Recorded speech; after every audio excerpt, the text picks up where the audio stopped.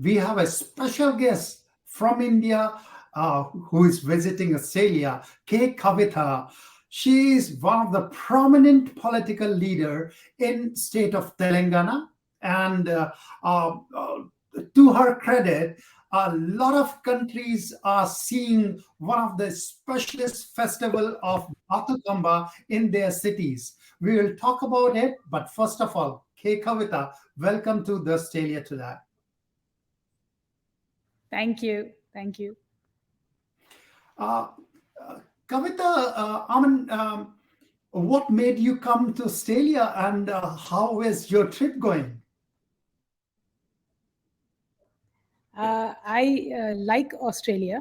I mean, I'm not just saying it because I'm in Australia, but I was here in 2015, 2016 as a part of the parliamentary delegation. So I had Mhm. a chance to deeply understand and study the working of Australia. And I really admire and appreciate the fact that this is a very truly multicultural society. Everybody here is quite free. I mean, I've lived in the United States for a while. When I compare, I felt Australia is more Eastern in outlook, very friendly people, very accepting people as well. And that's why I believe the Indian diaspora here is thriving. And Indian diaspora here also is very, very hardworking. So it works out mutually for everybody. And I felt at home when I came here in 2015, 2016. And I've been advocating about Australia ever since to anybody. In fact, I tried to push my son and say, Ki, why don't you just go do some internship or something in Sydney, Melbourne, wherever. I really liked the place, so I came back again. Uh, there has been invitations from Australia and New Zealand, so I'm here. Thank you for your kind words. It feels very good when somebody says that, yes, this place is worth visiting. Australia and India ties are growing as the way they are, but Telangana has a special place in terms of relationship with Australia.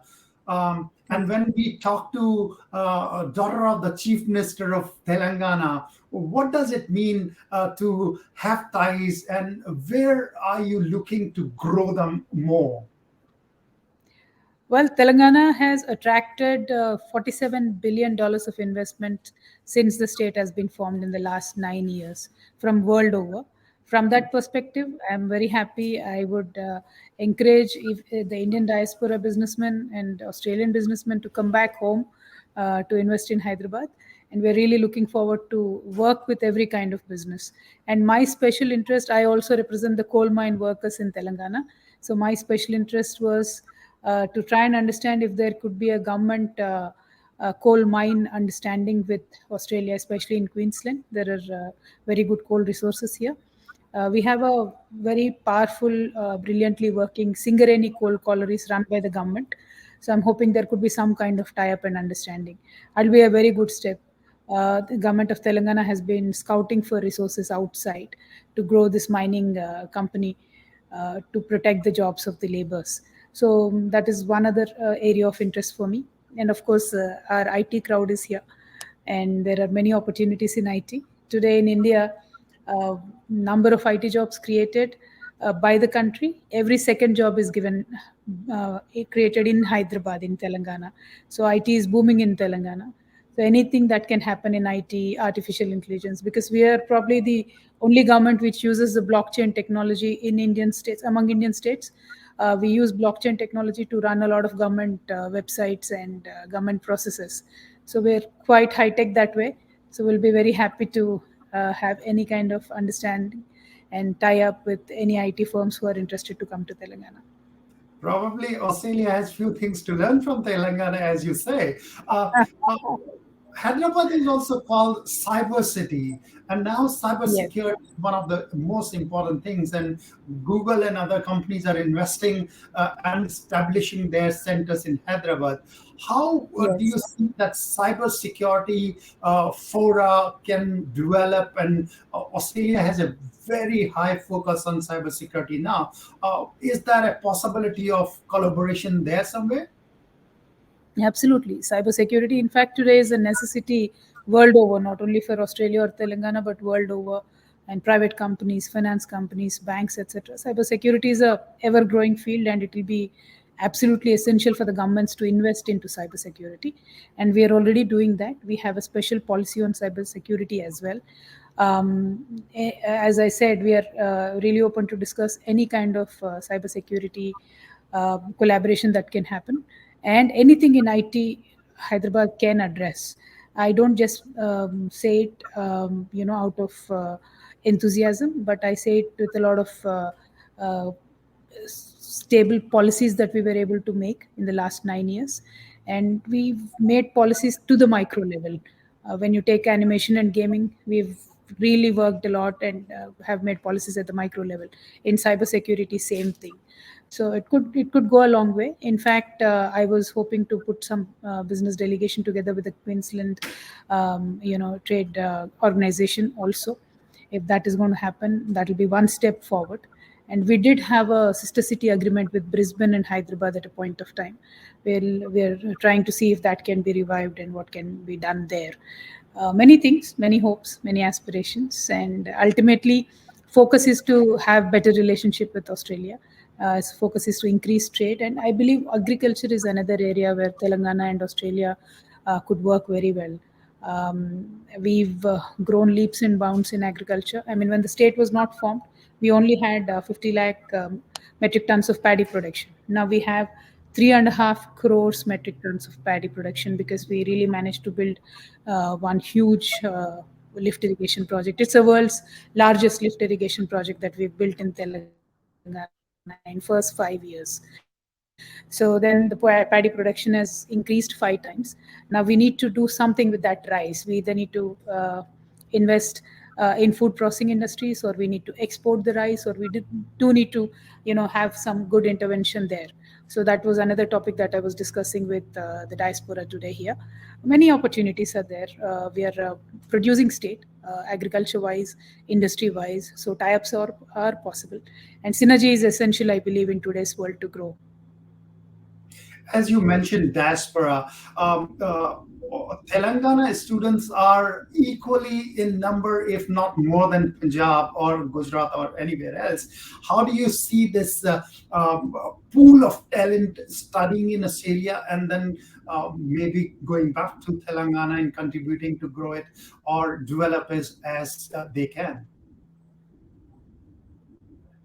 Yeah, we've seen the trend in Telangana where students are going out, getting themselves, good exposure of world technology and world culture, world work culture, and then most of them have come back. In fact, I am very glad to say that there's a government-led innovation center that we run. It's called T Hub, not only for software guys, but for anybody. Anybody can just walk in with an idea and go out with a prototype. It could be a software, it could be a machine, it could be a bag, it could be a sandal, anything. It's called T Hub and T Works. So that's the largest in the world, where right now at any given point of time, at least 2,000 startups are tinkering with some or the other idea. So students who have gone across the world, across the globe, they can come back home, put their ideas together, take out a prototype, try it out, make sure you get enough financing, make sure you get enough marketing support from the government, and then grow big. In fact, I'm very proud to tell you the first private satellite that was launched, the called company called Skyroute. Yeah. It is a product of the T Hub, which is a government-led innovation center. So from that, Skyroute came out, and they have launched their satellite into the orbit. In fact, Elon Musk had to do it 3 times, but Skyroute did it in one go. And there's another company from the T Hub in Hyderabad. It's called Dhruva Nanotech, and they've also launched nano satellites into orbit very successfully. So Hyderabad is booming in space tech as well, and there's huge support from financial institutes, government. So there's a lot of scope. Students can go worldwide.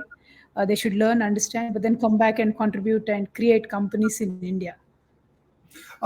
We are seeing that Australian universities are going to India to establish their campus. Will you be open in Hyderabad to have Australian universities? They are in top 50 in global rankings to open their campus in Hyderabad. We have not taken up a policy on the foreign universities yet, but we did open up for the private Indian universities, just like 2 years back. So So we're working with that. I believe our government is a little cautious in terms of not letting foreign universities completely take over the Indian institutes, but we're working it out. Private universities right now are doing good. We'll just have to understand how the results are. We're very particular because 3 years back, when the engineering college standards fell down, approximately 200 colleges were not given permission the next year. So we are a little stringent in terms of quality of the education that we give. So we are taking it very slowly, but making sure that the quality is good, and then making sure that the Indian institutes which are there, they should reach to a certain level. And I believe then we will take a policy on the foreign institutes. Uh, maybe okay. Let's talk about Kavitha, the person. Who is Kavitha? If we could, our viewers could understand who is Kavitha. The political leader, the mother, the person who goes to establish it, Bathukama or Telangana Jagrati. Who are you actually? Well, always proud to be called a mother first, absolutely without a doubt. But then, of course, I'm a wife, sister, daughter, many hats that I wear, and with a great lot of love and affection, people of Telangana, irrespective of their age, call me sister. So that is a great tag to have. They call me Akka. So that is absolutely a brilliant tag to have. And of course, social service and being a part of Telangana movement has taught us a lot. How to work with people, what to do for people. So politician is the last thing that I want to be, but then I think these all tags come first. So that is who I am, Kavitha. And of course, as an NGO, when we started Jagruti, that gave me a great deal of recognition across the people, across the globe. So Jagruti is very close to heart. So basically, I'm wearing too many hats, but yes, that is who I am. Uh, uh, a lot of people I talked this morning when I thought I'll be taking an interview, and everyone told me that probably you are one of the reasons why your dad, Chandrasekhar Rao, won continuously as chief ministership in Telangana, because you have kind of wooed the women folks of Telangana or to his side. I mean, how did you do this? A lot of like 57% of the women vote for your party in Telangana, and that's a huge number. What? How did you do it? I want to understand that fact. Well, thank you so much for the kind words. But my father is a very tall leader. We all follow his footsteps, and whatever policies, whatever initiatives he has taken for women, especially in Telangana, I believe are the ones who drove the votes towards the party. I'll just give you a small example. Whichever scheme you take up in Telangana, there are about 450 social welfare schemes that we run in the states. We spend huge amounts of money on the welfare. We spend about 42,000 crores every year only on pensions. So that's a kind of wealth distribution that is happening in Telangana. And every pension that goes out, it goes out on a woman's name. If there is wife and husband in a household, women is a priority. Any That's scheme that goes out, women gets a priority. So women of Telangana really understand that and appreciate my father for that. So the party automatically gets a benefit. Me, I have an advantage as a woman. So when I go out for public meetings or anywhere, women reach out to me because it's easier for them to interact with a woman politician than a male politician. But truly, the brain and the heart and the soul of BRS party is my father and honorable leader KCR Garu. So I'm just humbly following in his footsteps, and I'm just very glad that the people of Telangana and women of Telangana really own up the party, because we've made sure. Um, I'll just give you one more example. When Telangana came into being in 2014, the infant mortality rate and the maternal mortality rate were very bad. Now, after Telangana, we've taken so many steps that from 39 infant mortality rate today, we've come down to 21. And from 89 deaths of women in 1 lakh during pregnancy, it has come down to 31. So there's a huge change because we've invested a lot in the women nutrition, we've invested a lot in the Anganwadis, we've increased the salaries of Anganwadi workers and Asha workers to make sure that they perform their duties with utmost sincerity. So we've strengthened these institutions where women are taken care of, kids are taken care of, older women are taken care of, and we are probably only one state in the whole of India which gives pension to destitute women. Some women who don't have anybody, they don't have families or they don't have husbands, so they are taken care of. Widowed women, of course, get pensions. So all of these things add up, and the sentiment of women is with the BRS party. Sentiment of women is with Honorable KCR Garu. And Bathukama is also now being phrased after Kavitha. Um, I didn't know Bathukama before, say 6, 7 years back, but now every corner of Melbourne has their own Bathukama festival. How did you make it to Yes. be like a global thing? Well, it is our festival, it is our indigenous festival. All I did was to again and again for 9 straight years campaign and try to spread the word that it is our festival, it is our indigenous festival. We need to carry it with pride, and that is all Bharat Jagruti did, and I went around the globe also. And then there are the NRIs who are across the globe are truly connected with the Telangana movement. So anything that came about in the Telangana movement, it could be Batukama, Bonalu, they took it up with a lot of love and respect. For say, as you rightly said, anywhere you go around in Melbourne, Sydney, today every borough has its own Batukama. Earlier, in probably one big city, few people came together to celebrate. But after the state formation, I believe the uh, joy and the pride of the statehood has really kicked up the celebrations as well. And let's go back to India, the thick and thins of Indian politics. You are standing for fighting for women's reservation bill. Why is that? What change will it bring? Why, is gender equality not a thing still in India? Well, if you look at the numbers, there's only 11% of women in Indian Parliament compared to the city that I'm currently in, Brisbane. They have 51% in the council here. Well, of course, some Indian states like Telangana, I believe also Tamil Nadu, West Bengal, Orissa, made a conscious effort to give more seats to women. For example, in our Greater Hyderabad Municipal Corporation, we made sure the reservation is 50%. The quota itself is 50%, so there are more than 50% women today in the council. But the numbers are not the same in Telangana Assembly, or numbers are not the same in Indian Parliament.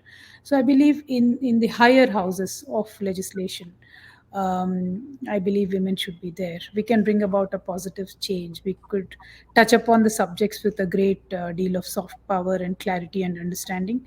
I believe that will only add value to our democracy and truly enrich our country. So that is why I've been demanding for this. We have only one more session left, Parliament session in the Indian Parliament. That is why last session we took up a great deal of interest and held a lot of programs, but nothing moved. Hopefully, this session, at least something will happen. It is just a matter of political will. If they really want to place the bill, it's a matter of hours, which they have earlier done. This government in particular has brought about bills in a matter of hours. So it still can happen. There is always hope. So why are they not, if I could use the word, serious about women's reservation? I mean, everyone is talking about it. We continuously say that yes, women are half part of us. So why giving something which probably is their right? Why is there so hesitancy, not only in the government, but if I see the political class, they don't want to do it. Why is that? Well, it's obviously they don't want to do it. That's why the bill is not being introduced, despite this current administration promising it in two of their manifestos in both 2014, Mm. 2019, when Modi ji was coming to power. Both times the BJP has promised it. But I believe well, I'll have to use tough words. They just simply don't have the political will. They just simply just don't want more women in the parliament. That simply is the answer. Otherwise, there is nothing, because the kind of the brute majority that the current administration has, they don't even need the consensus of any other party. They can simply put the bill and then just pass it. But they're not doing it. It will only poorly reflect on us as a nation. And I really hope that they understand it. The sooner they understand it, the better it is for the women, for the democracy of the country. And it will really, there are so many studies which speak about how much a country's GDP can boost up if there is more women participation at all levels of government. And there are so many studies which say what kind of positive outlook a country will have and the future generations would have if more women are there in the parliament. But that has to be taken seriously by the administration, and we will keep up the fight, with the hope that it will happen one day.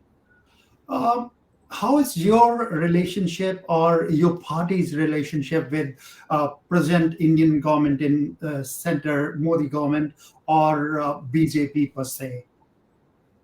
Well, we are on the diabolically opposite sides of the spectrum right now, because BJP government fails to support the states which are performing well. They have not supported Telangana at all, despite many recommendations made by the Niti Aayog, which is the most prime body in terms of policy and in terms of understanding the development of states and the people. Well, if Niti Aayog recommends 24,000 crores to be given to a very important project which gives water to every household in Telangana, and the government doesn't even give you 24 paisa, then we understand that this administration doesn't want to support the states that are thriving. And as I said earlier in this interview, every two IT jobs created in India today, one comes from Hyderabad.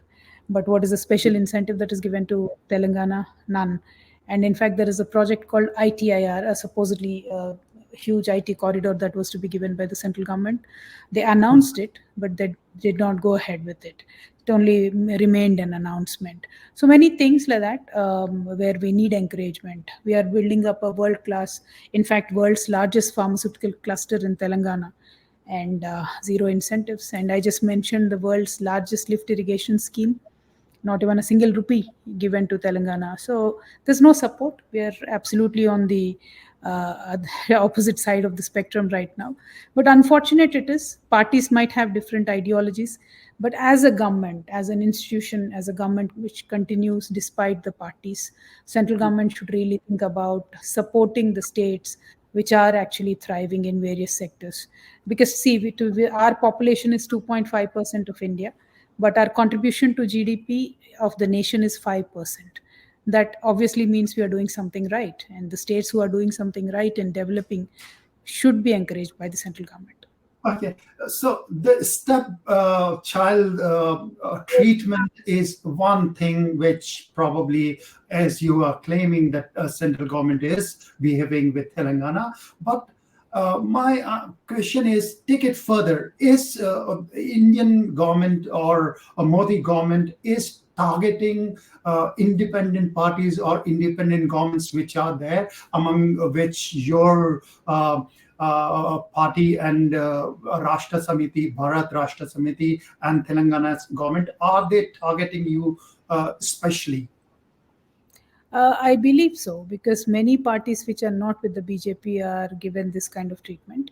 Many parties are targeted, not only BRS. So basically, the ideology of BJP seems to be that if you're not with us, you're against us. But it doesn't work like that in a democracy, in a diversified country as India. So many languages, so many people, so many cultures. They're simply huge, and there cannot be and there should not be a one opinion and one die. You can't cast everybody.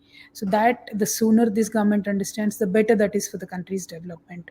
If you are only targeted because we don't believe in what you believe, but ultimately it is for the people we are working. So the delivery matters, the service matters, the progress matters. If all of that is to be set aside for political ideologies, it's not going to help the country. The sooner they understand that, the better it is. But yes, systematic targeting of opposition is happening in India, which should stop. And how do you see when and how it will stop?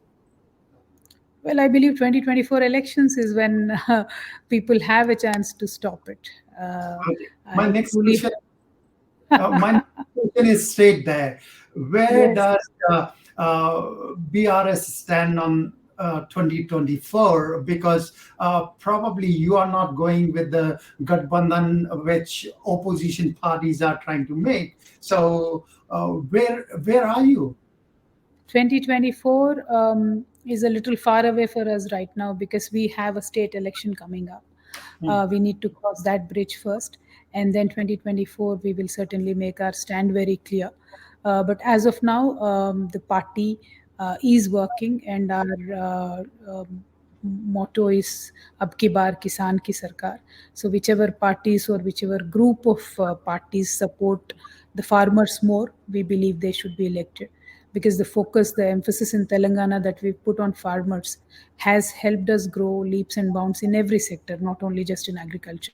So we understand with a country like India, where 45% of the population is dependent on agriculture, government should focus on agriculture. And that is why we are saying, Ab ki baar Kisan Sarkar, and whoever supports farmers, they should come back to power.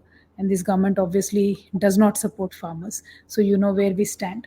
But then our stand will be more clear once we pass our state elections in November, December. Then national politics will be able to give you much clear answer. uh, uh, your father, Mr. KCR, is known to keep his cards very close to his chest. I mean, I have covered him long back in 2004-5. The way he bargained with the Sonia Oh, Gandhi and all the everything what he was demanding was a scene to visit and learn for any political journalist. Um, is there any chance after maybe the next term also you win the third term, if your government wins, then are you still calculating whether to support Modi government in 2024 or make a different way for yourself? well, country definitely needs an alternative, because until now it is either Congress or BJP, or both Congress and BJP come together to kill the regional parties in many cases. That is what they've been doing all this long.